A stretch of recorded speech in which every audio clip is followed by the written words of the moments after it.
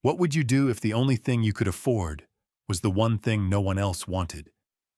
If your last $4 had to choose between a hot meal and a broken-down animal, a creature the world had already written off as worthless. For one man, that choice led him not to ruin, but to a treasure beyond anyone's wildest imagination. He paid $4 for a blind stallion bound for the slaughterhouse, a purchase that earned him the scorn of an entire town. But what happened next, in the quiet desolation of the frontier, would prove that sometimes the things we dismiss hold the deepest secrets. Stay close and let this story remind you that the greatest discoveries are often made when we learn to see with more than just our eyes. The dust of Redemption Gulch settled on Ethan Vance like a second skin, a fine grit that worked its way into the creases of his worn coat and the lines around his eyes. He had arrived on foot, leading nothing, carrying less. The town's name was a bitter irony he didn't have the energy to appreciate. There was no redemption here, only the hard, unblinking stare of a place that had seen too many men like him. Men who carried their pasts in the slump of their shoulders and the hollowness of their gaze. He had lost his ranch to the drought, his wife to the fever that followed, and his name to the whispers that blamed him for both. All that remained was a stubborn refusal to lie down and die, and the faint, lingering scent of wood smoke and chamomile that he sometimes caught on the wind, a ghost of the life he'd once known. He walked the single-planked street, his boots scuffing a rhythm of defeat against the boards. Doors to the mercantile, the smithy, the saloon, they all seemed to close a little tighter as he passed. He sought work, but his hands, though calloused and capable, were attached to a man who looked like a harbinger of bad luck. "Nothing today," the livery owner muttered, not meeting his eye.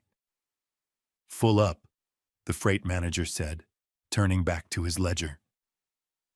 Each rejection was a quiet, steady blow, chipping away at the small reserve of hope he'd carried into town. He had a few coins left, enough for a stale biscuit and a cup of weak coffee. But hunger was a familiar ache, one he could manage. It was the other hunger, the one for a foothold, for a single square foot of earth that wouldn't crumble beneath him, that gnawed at his soul. That evening, he found himself at the edge of town, where the respectable world frayed into a landscape of broken wagons and discarded dreams. A small, pathetic auction was underway near the knackery, the air thick with the smell of cheap livestock and despair. The auctioneer, a man with a stained waistcoat and a tired voice, was trying to sell off the dregs. It was there, tied to a splintered post, that Ethan first saw him. A stallion, broad-chested and proud, with the clean lines of a thoroughbred. His coat was the color of a midnight storm, matted with mud and burrs. But even in his neglect, there was a power in his stance, a defiant stillness that set him apart from the other broken-down animals. Then Ethan saw his eyes. They were clouded over, two milky orbs that stared into nothing. The horse was blind. A ripple of cruel laughter went through the small crowd. "What's the use of a horse that can't see the trail?" someone called out. The auctioneer sighed. "He's strong, got good bone. Good for stud, maybe, or glue. Let's start the bidding at $10. Silence. The wind whistled through the fence posts. A big, prosperous rancher named Silas Croft, who owned half the valley, spat a stream of tobacco juice near the stallion's hooves. "I wouldn't give you 10 cents for that useless nag. Put him out of his misery." The auctioneer's shoulders slumped. $5 then. "Anyone?" $4, just to cover my time." More silence. The stallion stood unmoving, his head held high as if he could hear every word and refused to let it touch him. In that moment, Ethan saw not a useless animal, but a reflection of himself, discarded, damaged, but with an unbroken spirit. He felt the 4 heavy dollar coins in his pocket. They were his last. He stepped forward, his voice raspy from disuse. $4. The auctioneer's head snapped up. The crowd turned to stare. Silas Croft let out a booming laugh. But the deal was done. Ethan Vance, a man with nothing, had just spent everything he had on a blind horse. The weight of the lead rope in his hand felt less like a burden and more like an anchor in a world that had set him adrift. The laughter of the crowd followed him like a swarm of biting flies, but Ethan Vance didn't look back. He simply took the stallion's lead and walked away from the knackery, his worn-out boots and the horse's unshod hooves kicking up small puffs of indifferent dust. In the fading light, the horse's coat looked less like midnight and more like deep, bruised twilight. He was thinner than Ethan had first thought, the sharp lines of his ribs visible beneath the matted hair. Yet he walked with a strange, unnerving grace, his head up, his ears swiveling constantly, reading the world in a language of sound and vibration that Ethan could only guess at.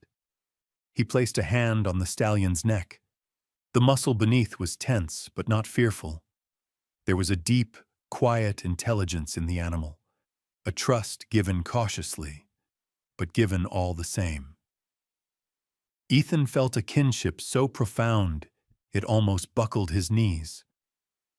Here was another soul the world had deemed broken, another creature living in a world it could no longer see, navigating by memory and instinct alone. He decided to call him Shadow, for the way he seemed to move without a sound, a dark, silent form against the dying day. As he led Shadow through the main street of Redemption Gulch, the town's judgment was swift and absolute.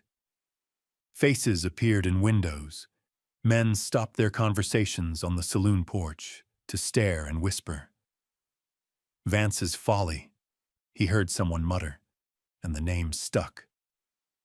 It became a piece of town lore before he'd even reached the other side. Silas Croft, mounted on a magnificent bay gelding that shone with good health and expensive grooming, trotted up beside them. He looked down from his high saddle, a smirk playing on his lips. "Well, Vance?" he boomed, his voice dripping with condescension. "Found yourself a fitting partner, I see. 2 blind fools stumbling in the dark. What are you going to do with him? Teach him to read rocks?" Croft's cronies laughed along with him. Ethan didn't rise to the bait. He met Croft's gaze for a brief, silent moment, his own eyes as hard and unreadable as riverstones, then turned his attention back to the horse, murmuring a low, soothing word. His silence was more potent than any retort. It was a wall Croft's mockery couldn't breach. He simply walked on. Why would a man with nothing spend his last dollar on a horse that couldn't see? What secret did the animal hold in its silent, milky eyes? And what instinct drove a broken man to see value where everyone else saw only a liability? Let us know in the comments what you think was going through Ethan's mind in that moment. And if you're finding a place in your heart for this story, consider subscribing so you don't miss what happens next. Because the path this blind stallion would lead him down started not with sight, but with a sound only he could hear. He left the town behind, the whispers and laughter fading into the vast, open silence of the high desert. He walked until the last lamplit window of Redemption Gulch was just a tiny spark behind him. On the far edge of the valley, where the good grazing land gave way to rock and scrub, he found a small, forgotten parcel of land. It was a place nobody wanted, marked by a collapsed lean-to and a choked, dry creek bed that snaked through the property like an old scar. It was here he would make his stand. There was no one to judge him here, only the wind and the sky and the quiet company of his blind horse. As he passed a final, dilapidated cabin set far back from the dusty track, a figure on the porch caught his eye. It was an old woman, her face a roadmap of wrinkles, her eyes dark and knowing. The town called her Alara, a recluse who spoke more to the crows than to people. She watched him and the horse approach, her gaze lingering not on Ethan, but on Shadow, as they drew level with her gait. Her voice, thin and reedy as a bird's call, cut through the evening air. "Some creatures," she said, her words deliberate and weighted, "see the world not as it is, but as it was meant to be." Ethan stopped. He looked at the old woman, then at his horse. He didn't understand her meaning, but he felt the truth of it settle in his bones. He gave a slow, respectful nod, a gesture of acknowledgement between two people who lived on the margins. Then he continued on, the cryptic words echoing in his mind as he led Shadow onto the barren patch of earth that was now their home. The land was as broken as he was. Jagged rocks pushed up through the thin soil like broken teeth, and the sagebrush grew in stubborn, thorny clumps. The lean-to was little more than a pile of weathered planks and rusted nails, offering no real shelter from the elements. A lesser man would have seen only desolation, a final confirmation of his failure. But Ethan Vance saw something else. He saw a beginning. It was a place where he could be invisible, where he could heal without the prying eyes of the world upon him. He had nothing to lose, which meant he had everything to gain. He spent his first night under the vast, star-dusted sky, with Shadow standing nearby.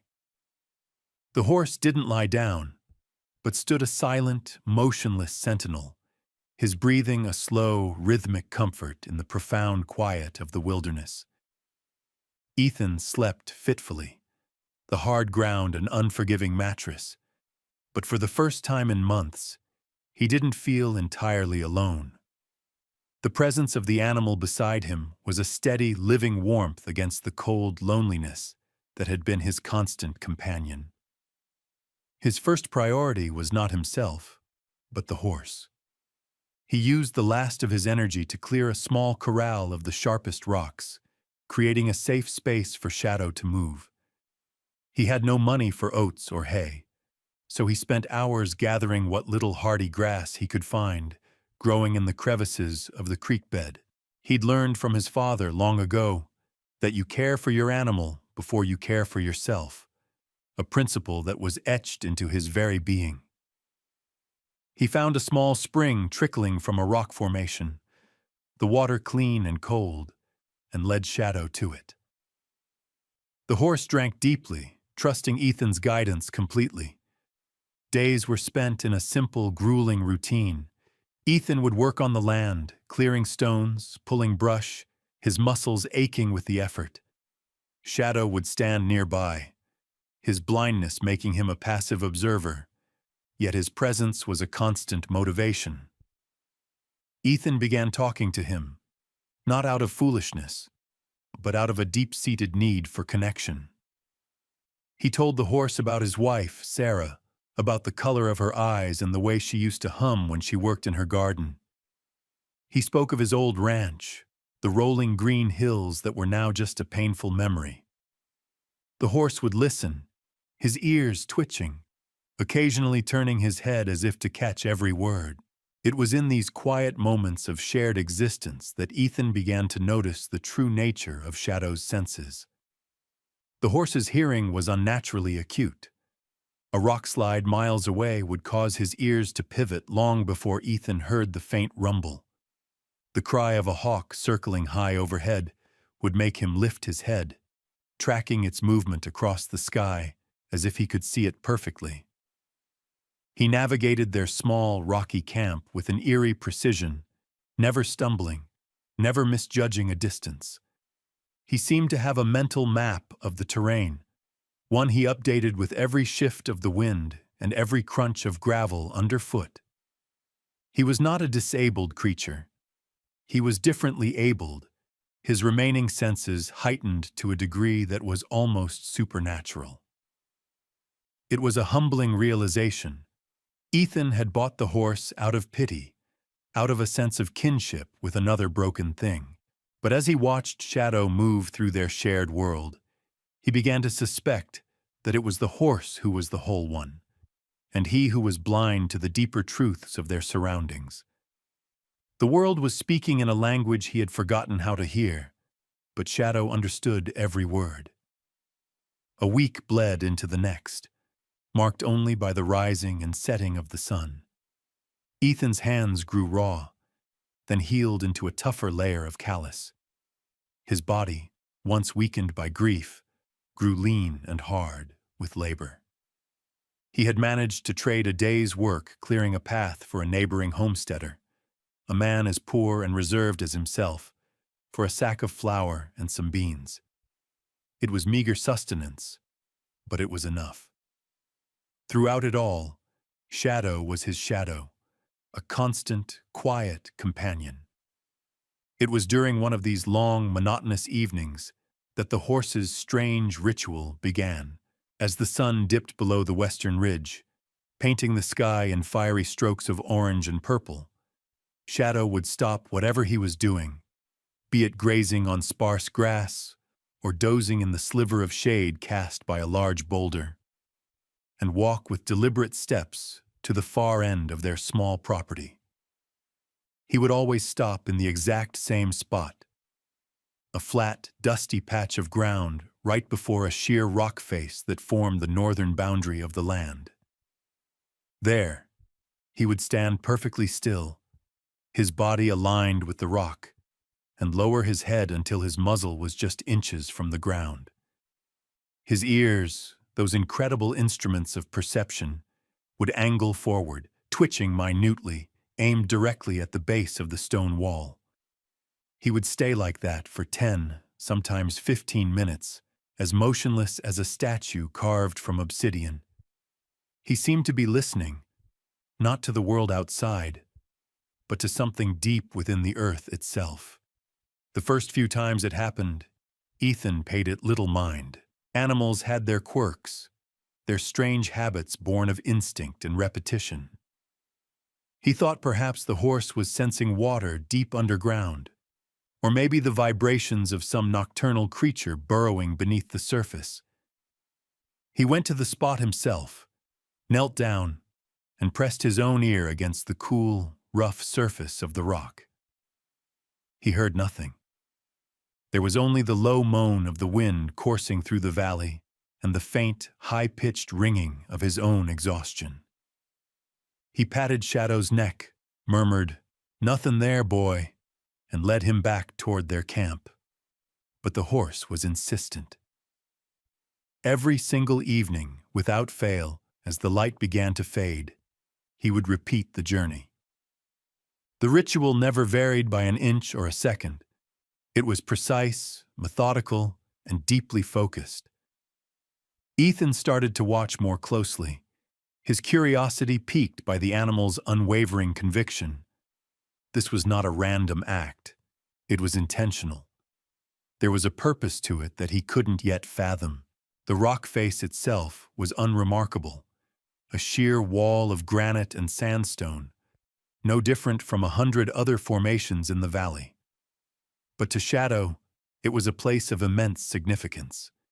It was a focal point, a destination.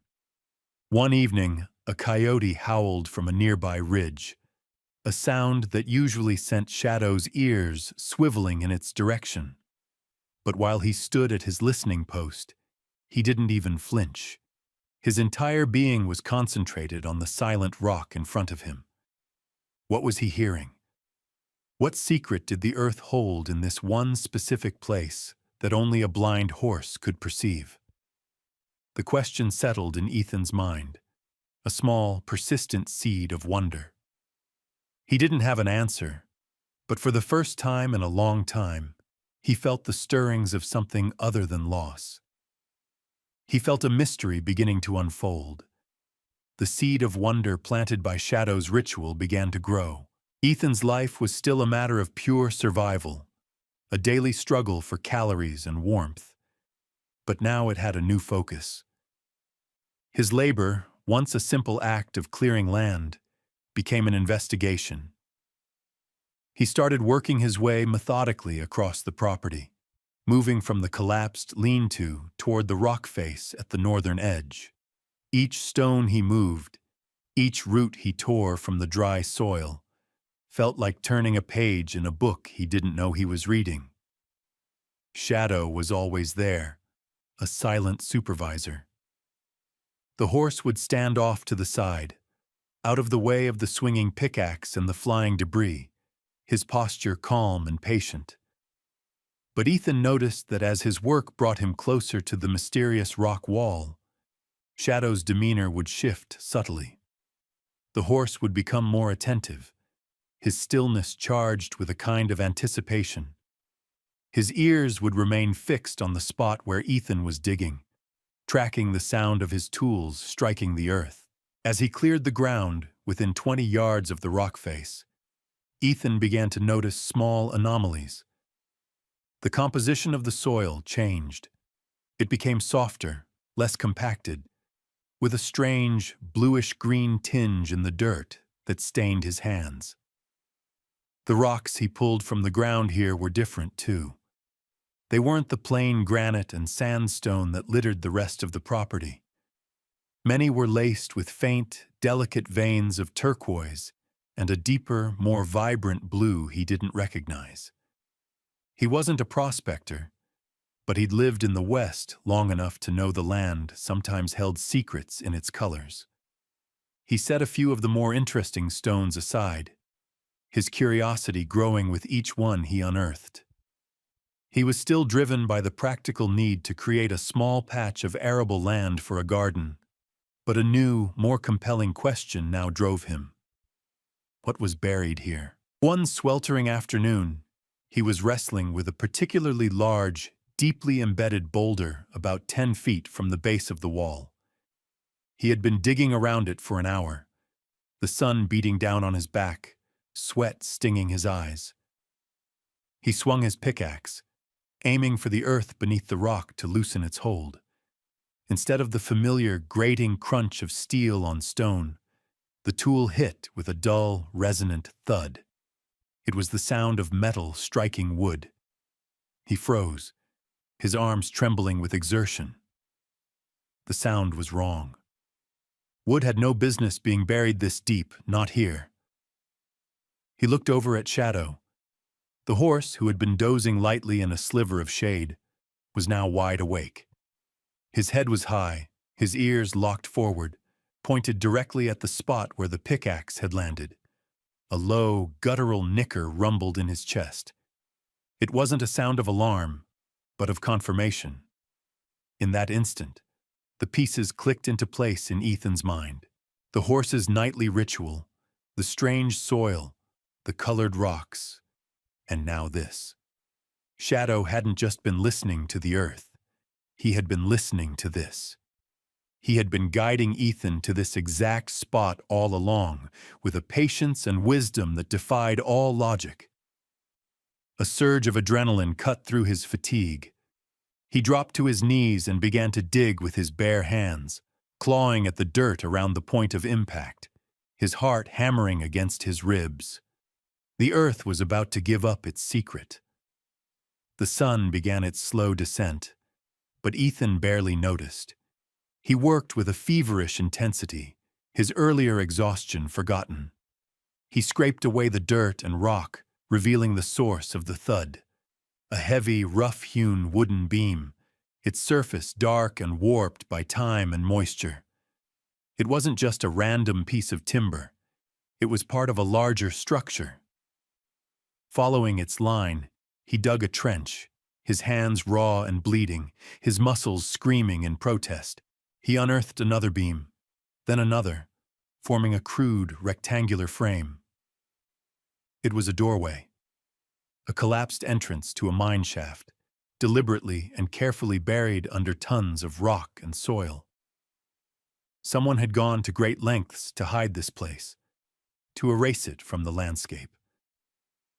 He paused, leaning on his shovel, breathing heavily. He looked at the hidden entrance, then back at Shadow, who stood watching him, his silhouette dark against the vibrant sunset. The horse had led him here. The quiet, broken creature he had saved from death was, in fact, his savior. With the last of his strength, he used his pickaxe as a lever, prying at the rotted timbers that blocked the entrance. They groaned in protest, then splintered and gave way, revealing a dark, narrow opening. A rush of cool, stale air washed over him, smelling of deep earth, dampness, and something else. A faint, metallic tang, like the air after a lightning strike. He retrieved his lantern, his hands shaking slightly as he struck a match and lit the wick. The small flame cast a flickering, golden glow, pushing back the oppressive darkness. Taking a deep breath, he ducked his head and stepped across the threshold, leaving the world of sunlight and wind for the silent, waiting belly of the earth. The shaft was small and crudely dug, clearly the work of one person. It descended at a gentle angle for no more than 20 feet before ending in a small, cavernous chamber. He raised the lantern high, its light dancing across the walls, and then he saw it. His breath caught in his throat. It wasn't a vein of gold or a seam of silver. It was something far more beautiful. The back wall of the chamber was a breathtaking tapestry of color.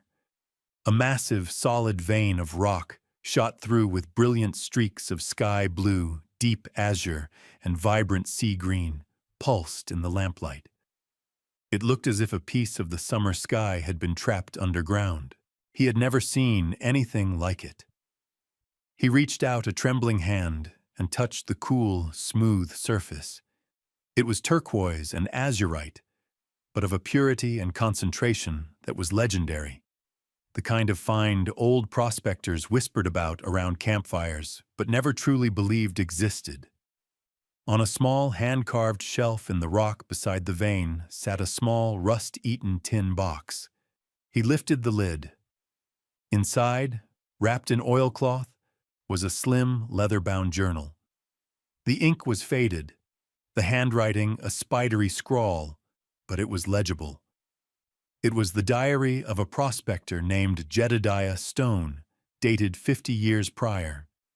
It told the story of his solitary search, his discovery of this incredible vein, and his overwhelming fear of claim jumpers. He had hidden the mine's entrance, planning to return and file a proper claim. But the journal's entries grew erratic, speaking of a fever and a growing weakness. The final entry, scrawled in a shaky hand, read, "The earth here sings a blue song, if you know how to listen for it. I fear I am the only one who ever will."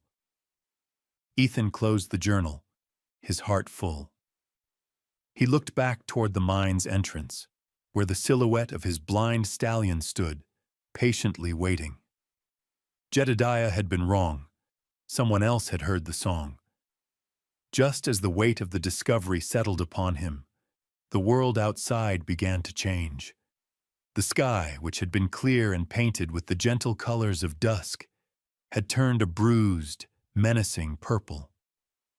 The wind, once a low whisper, began to howl, whipping dust and debris against the rock face.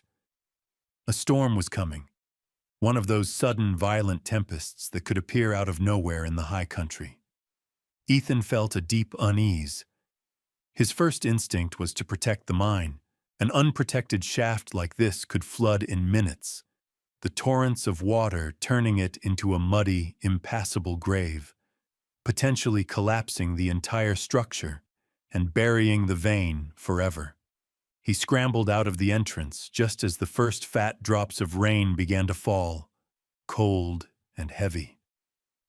The air crackled with electricity, and a distant roll of thunder echoed through the valley. a low growl that promised violence. He worked with a desperate urgency, his body screaming with a fatigue that went bone deep. Using broken timbers from the old lean-to and piles of rock he'd already excavated, he started building a crude diversion wall, a barrier to channel the inevitable rush of water away from the mine's entrance. The rain came down in sheets, plastering his hair to his scalp and turning the dusty ground into a slick, treacherous mud. Shadow stood nearby, unbothered by the storm, his calm presence a stark contrast to the chaos of the elements. He seemed to trust Ethan implicitly, standing as a quiet anchor in the swirling wind and rain. The dry creek bed at the edge of the property was already beginning to fill, transforming from a dusty scar into a shallow, gurgling stream. Ethan knew that soon it would become a raging river. He had to work faster. It was then, through the gray, watery curtain of the downpour, that he saw it, a flickering lantern bobbing and swaying wildly in the distance down by the main track. He heard a faint shout, nearly swallowed by the roar of the wind, followed by the terrifying splintering of wood. He squinted, trying to pierce the gloom.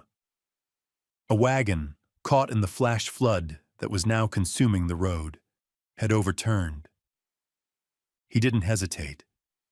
The mine, the treasure, all of it faded into the background. There were people in trouble. He grabbed his lantern and called to Shadow, his voice tight with urgency. "Stay here, boy." The horse let out a soft whinny, as if in understanding. Ethan slid and scrambled his way through the mud and rising water toward the wreck. He found a horrifying scene. A heavy farm wagon lay on its side, one wheel shattered. A man was pinned underneath, his face pale with pain, his leg bent at an unnatural angle.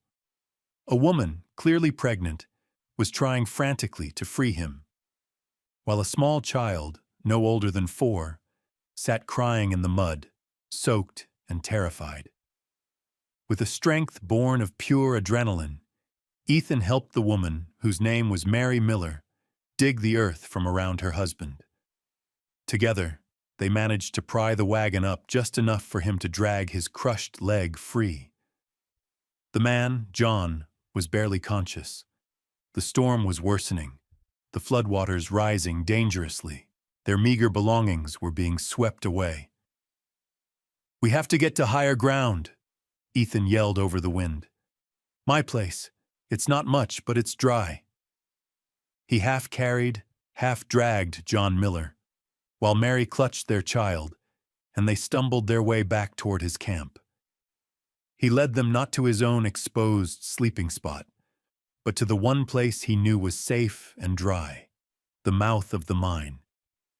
He settled them inside, just beyond the entrance, protected from the wind and the deluge. He gave them his only dry blanket, built a small, smoky fire with the few pieces of dry wood he had, and used strips torn from his own shirt to splint the man's leg. He had almost nothing, but what he had, he gave freely. All through the night, as the storm raged, Ethan Vance stood guard at the entrance, a solitary figure protecting a family of strangers, his blind horse a silent partner in his vigil. He had been tested, and he had chosen compassion over fortune without a second thought. By morning, the storm had broken. A weak, watery sun filtered through the clouds, illuminating a world washed clean and battered. The creek was still swollen, but had receded from its furious peak. John Miller was awake, his face tight with pain, but his eyes clear with gratitude. His wife, Mary, sat holding their sleeping child, looking at Ethan with an expression of profound thankfulness that made him feel both humbled and awkward. "We owe you our lives," she said, her voice soft but firm. Ethan just shook his head, murmuring that he'd done what anyone would have. As he helped John into a more comfortable position, the surveyor's professional eye caught the glint of the vein at the back of the small cavern. His eyes widened, first in curiosity, then in utter disbelief. He had worked in this region for years, mapping its contours and studying its geology. He knew the legends, the old tales of a lost mine filled with sky-colored stone. "My God," he whispered, his own pain forgotten for a moment. Is that what I think it is? The lost azure?" Word traveled as fast as the receding floodwaters. Once Ethan had helped the Millers right their wagon and secure it. John insisted on being taken into Redemption Gulch for a proper doctor. He refused to leave, however, until he had shaken Ethan's hand and promised to send help. The story he told in town was not of a treasure discovery, but of a quiet, selfless man who had sheltered his family from the storm of the century. The narrative of Vance's folly began to crumble. The town doctor, a practical man named Elias Rowe, came out to the property to tend to Ethan's own cuts and bruises after setting John's leg. He saw the mine, and his professional skepticism gave way to quiet awe. He returned to town and went straight to the assayer's office. Soon, a small, reverent procession began to make its way to Ethan's land. It wasn't a mob of gold seekers, but a community humbled and intrigued. The assayer, a meticulous man with spectacles perched on his nose, took samples from the vein. He performed his tests right there, by the light of a lantern, his silence drawing the small crowd of townspeople closer. Finally, he looked up, his expression one of pure astonishment. "It's the real thing," he announced, his voice carrying in the quiet air. "Turquoise and azurite of a grade I've never seen. Not in any book, not in any ledger. This vein, it will make this valley famous." A collective gasp went through the onlookers. They turned to look at Ethan, who stood quietly by the mine's entrance, his hand resting on Shadow's neck. They saw not a fool or a failure, but a man of impossible patience and quiet strength. The last to arrive was Silas Croft. He rode his fine horse right to the edge of the property, his face a mask of thunderous disbelief. He saw the expertly timbered entrance to the mine, work the grateful John Miller had already arranged. He saw the respectful faces of the townspeople, and he saw Ethan, standing not with arrogance, but with a simple, unshakable dignity. Their eyes met across the distance. Croft's arrogance finally broke. Without a word, he turned his expensive gelding around and rode away, defeated not by a show of force, but by the quiet, undeniable truth of what a $4 blind horse had found. The light of late afternoon slanted across the valley, turning the dust to gold and the distant mesas to shades of amber and rose. A sense of peace had settled over the small patch of land that Ethan Vance now called home. The mine was registered, the claims secured. John Miller, his leg healing, had used his surveyor's knowledge to ensure every legal requirement was met, his gratitude taking the form of meticulous paperwork. A steady stream of visitors had come and gone, geologists from distant cities, investors with quiet offers, and journalists eager for the story of the blind stallion and the lost mine. Ethan had met them all with the same quiet courtesy and an unwavering refusal to sell. He wasn't interested in their money. He was interested in stewardship. His one true friend from his old life, a freighter named Ben, had arrived with a wagon full of proper tools and supplies, having heard the news from a traveler. Ben was a plain-spoken man who had never lost faith in Ethan. He now stood beside him, looking at the mine entrance. "Never doubted you, Ethan," Ben said, clapping him on the shoulder. "Not for a minute. So what's the plan? You're the richest man in this territory now. Gonna build a mansion?" Ethan smiled, a rare, small upturning of his lips. He looked out over the land he had worked with his own 2 hands, the land that had nearly broken him and then had saved him. Shadow stood beside him, as he always did, his head resting gently on Ethan's shoulder in a familiar gesture of affection and trust. The horse's milky eyes saw nothing, but he seemed to feel the warmth of the setting sun, the contentment of his owner, the deep rightness of this place. Ethan ran a hand along the stallion's powerful neck, the coarse hair familiar and comforting beneath his calloused fingers. The sounds of the evening were settling in, the chirp of crickets, the distant call of a quail. This was his fortune, more so than any blue stone buried in the earth. It was the quiet, the peace, the sense of belonging he had thought was lost to him forever. He had arrived in Redemption Gulch with nothing but the clothes on his back and a heart full of ghosts. Now he had a home, a purpose, and a companion whose loyalty was more precious than any mineral. He looked at Ben, his gaze clear and steady, and finally gave voice to the truth he had been learning all along. It was never about what was in the ground, he said, his voice low and certain. It was about learning to trust what the world throws away. Thank you for staying with us for this story of quiet faith and hidden value. It's a powerful reminder that true worth isn't always what glitters, but is often found in the courage to care for the things that others have discarded. If this tale of patience and perception resonated with you, please consider leaving a like and subscribing for more stories that dig beneath the surface. Our next journey takes us to a dusty attic, where a forgotten letter rewrote the history of an entire town. We hope you'll join us.